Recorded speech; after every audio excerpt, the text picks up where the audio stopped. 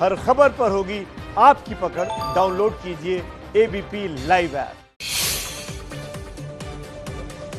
अमेरिकी राष्ट्रपति पद चुनाव के नतीजों का दुनिया भर में बेसब्री से इंतजार। अब तक आए नतीजों में बाइडेन जीत के सबसे करीब। बाइडेन ने बीती रात विस्कॉन्सिन और मिशिगन राज्य भी जीता। अब पेंसिल्वेनिया, नेवादा के नतीजों पर दुनिया भर की नजर। अमेरिका में अभी जारी है वोटों की गिनती। कल परसों तक आ जाएंगे पूरे नतीजे। ट्रंप और बाइडेन में शुरू हुई कानूनी लड़ाई। मिशिगन और जॉर्जिया में ईमेल वोटों की काउंटिंग में धांधली को लेकर सुप्रीम कोर्ट पहुंचे ट्रंप।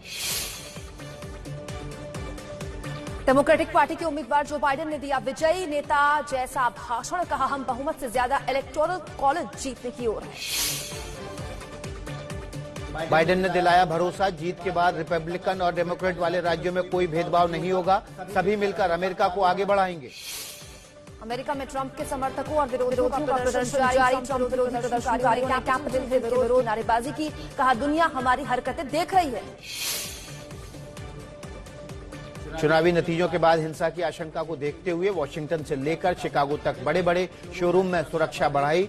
मंत्रालय और विभागों को प्लाईवुड से बंद किया गया। ट्रंप ने डाक से डाले गए वोट यानी मेल इन वोट्स की गिनती रोकने की मांग की। डेमोक्रेट्स की सत्ता वाले राज्यों में धोखाधड़ी के आरोप लगाए। बाइडेन की कैंपेन मैनेजर ने कहा कि ट्रंप के आरोप घृणित और अनुचित। बोली, बाइडेन अमेरिका के अगले राष्ट्रपति होंगे। अमेरिका में जीत के दावों के बीच तनाव बरकरार। व्हाइट हाउस के बाहर और ज्यादा सुरक्षा बढ़ाई गई। अमेरिका चुनाव पर ईरान ने कहा, ट्रंप या बाइडेन कोई भी जीते उन्हें फर्क नहीं पड़ता। बिहार में आज थम जाएगा तीसरे और आखिरी चरण का चुनाव प्रचार। परसों सीटों पर मतदान। बिहार में चुनाव प्रचार के आखिरी दिन आज सभी दिग्गज झोंकेंगे पूरी ताकत। तेजस्वी यादव की दिन भर में 18 सभाएं। बिहार के सीएम नीतीश कुमार आज दिन भर 5 रैलियां करेंगे। सुबह 11 बजे कटिहार में पहली रैली। बिहार में चुनाव प्रचार के आखिरी दिन प्रधानमंत्री की रैली नहीं, ट्वीट कर साझा किए प्रचार के लिखा, बिहार की रैलियों में खूब सम्मान मिला। बिहार के अररिया की रैली में राहुल गांधी ईवीएम पर बरसे। बोले, ईवीएम नहीं ये MVM है, जिसका मतलब मोदी वोटिंग मशीन।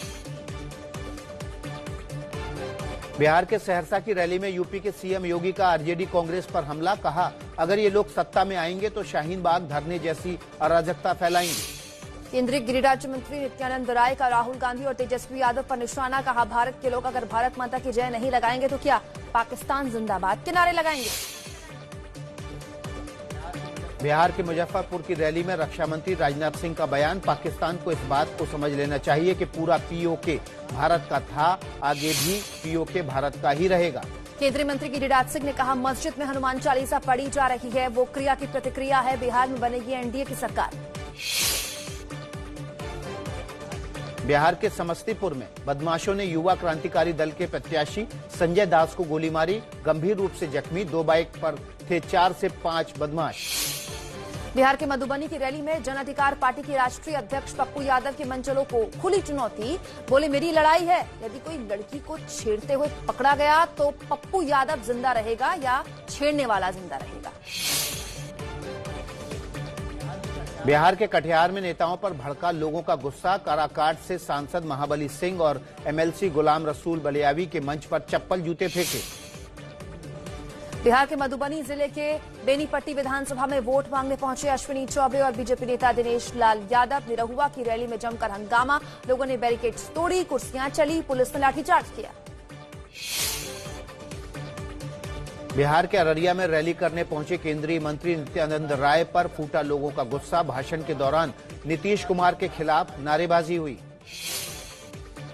MP की पूर्व सीएम उमा भारती ने सीहोर में कहा, लव जिहाद एक साजिश, कानून बनाना जरूरी। MP में लव जिहाद के खिलाफ बनेगा सख्त कानून। सीएम शिवराज सिंह चौहान ने बैठक के बाद दिए निर्देश। केंद्रीय गृह मंत्री अमित शाह 2 दिन के बंगाल दौरे पर। अगले साल होने वाले विधानसभा चुनाव के पहले तैयारियों का जायजा लेंगे।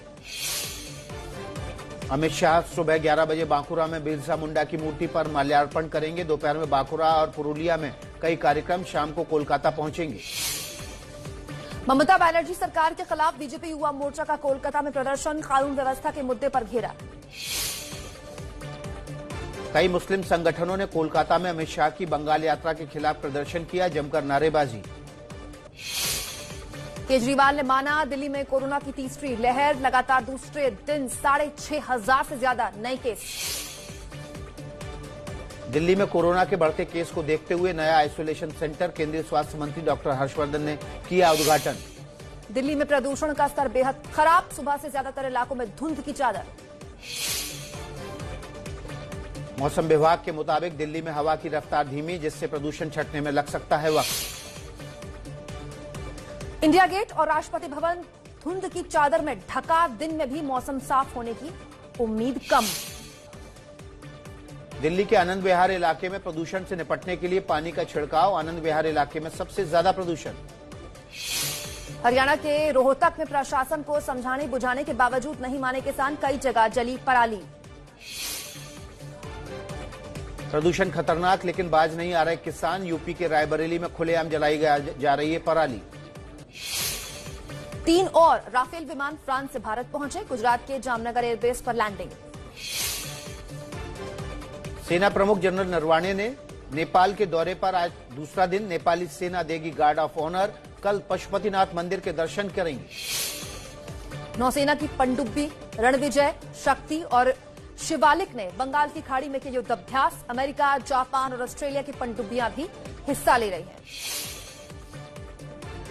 ओडिशा के चांदपुर रेंज से पिनाक मिसाइल का एक और सफल परीक्षण, डीआरडीओ ने बनाई मिसाइल।